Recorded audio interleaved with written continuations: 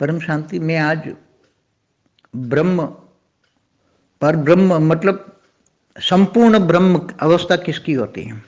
आजकल कई लोग थे ना कि पर ब्रह्म परमेश्वर, तो आत्मा की निराकारी स्टेज संपूर्ण ब्रह्म, निराकारी स्टेज ही संपूर्ण होता है।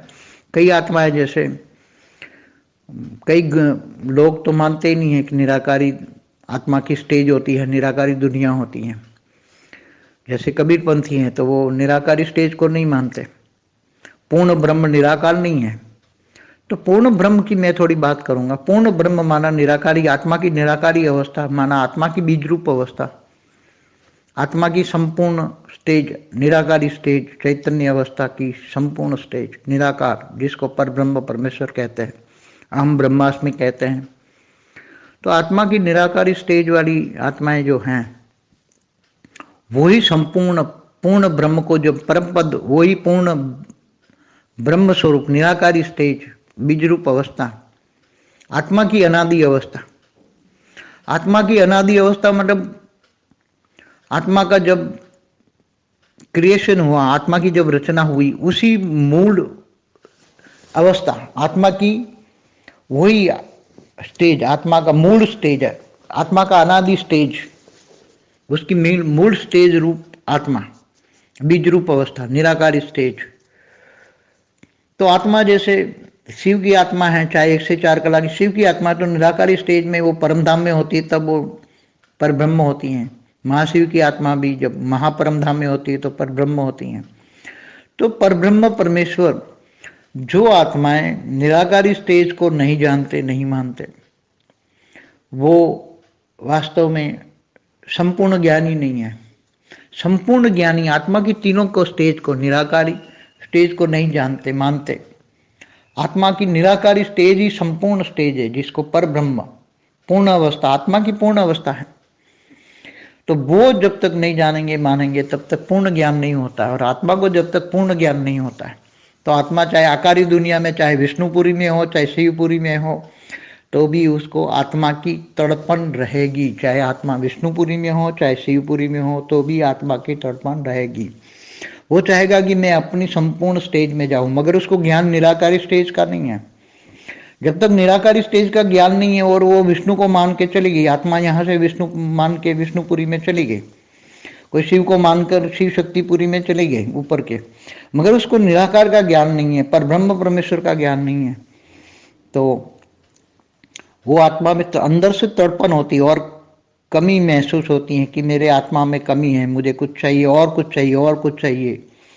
तो जब आत्मा को ऊपर के लोकों में भी जाती है तो उसको ज्ञान मिलता है कि संपूर्ण पर ब्रह्म परमेश्वर का निराकारी ज्ञान आत्मा की संपूर्ण स्टेज है। जब आत्मा वो ओरिजिनल स्टेज में निराकारी दुनिया में जाती हैं, पर ब्रह्म बन जाती हैं, संपूर्ण ब्रह्म स्वरूप बन जाती हैं, संपूर्ण ब्रह्म, पूर्ण ब्रह्म बन जाती हैं, तब उसको मन को शांति मिलती है कि सब सारे कर्म बंधन टूट जाते हैं और आत्मा अपनी अनादि स्वरूप में, आत्मा बीज रूप अवस्था में आ जाती है। तब उसको मन की शांति मिलती है, तब परमानंद स्वरूपम होती है। तब आत्मा परमानंद स्वरूपम, निजानंद स्वरूपम, दिव्यानंद स्वरूपम का आत्मा अनुभव कर सकती है। मगर यहाँ मनुष्य अवतार में जब आत्माएं ज्ञान लेती हैं, आत्माएं निराकारी स्टेज का अनुभव करती हैं, आत्मा मैं निराकारी, मेरे अनादि स्वरूप को याद करती हूँ, आत्मा अपने परमात्मा को याद करके, परमात्मा से पावर लेकर अपने अनादि स्वरूप को आत्मा याद करती है।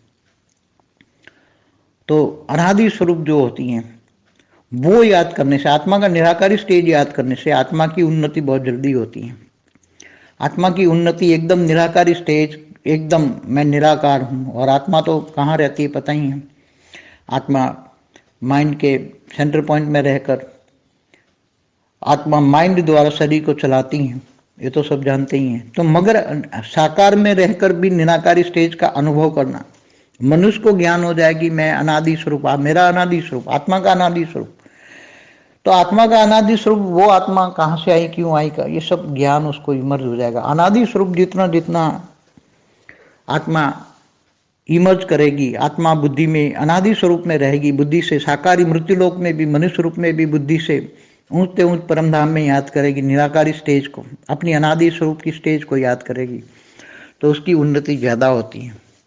इसलिए आत्मा का निराकारी स्टेज या पर ब्रह्म परमेश्वर का स्टेज, निराकारी स्टेज ही संपूर्ण स्टेज है।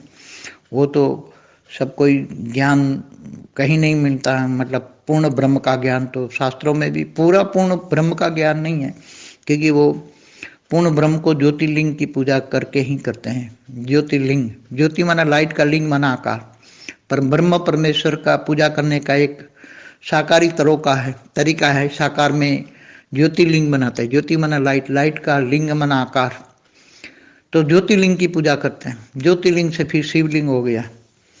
तो ये ज्ञान बदलता रहता है, हमेशा ज्ञान भी परिवर्तन होता रहता है, ज्ञान की स्टेज बदलती रहती है। जैसे जैसे काल चक्र घूमता है, काल माना समय का चक्र घूमता है, ऐसे ऐसे ज्ञान का भी परिवर्तन होता रहता है। ज्ञान हमेशा परिवर्तन धरती पर होता ही रहता है।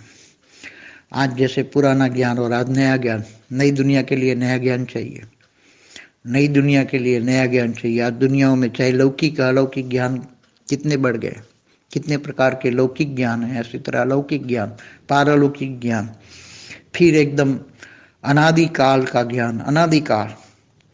तो ये सब पूर्ण ब्रह्म की एक बात है। परम शांति।